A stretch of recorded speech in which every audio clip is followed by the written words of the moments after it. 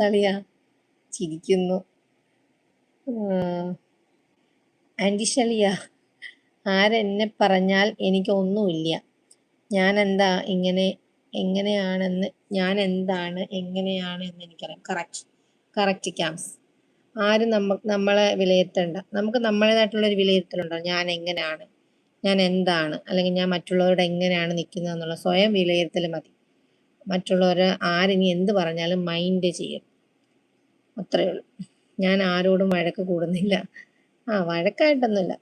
കള്ള കുബൂസളിയ. ആൻറ്റിഷളിയ. നിങ്ങളും തുടങ്ങിക്കോളൂ.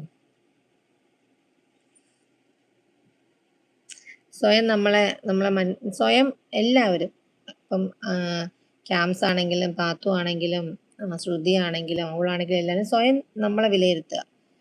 നമ്മളാരും മറ്റുള്ളവരെ ദ്രോഹിക്കാതിരിക്കുന്നിടത്തോളം കാലം നമ്മളെ ആരും ദ്രോഹിക്കില്ല. പക്ഷേ മറ്റുള്ളവരെ നമ്മൾ ദ്രോഹിച്ചാൽ അത് നമുക്ക് തിരിച്ചു വരും. കർമ്മയെ ഞാൻ വിശ്വസിക്കുന്നുണ്ട് കേട്ടോ. അതായത്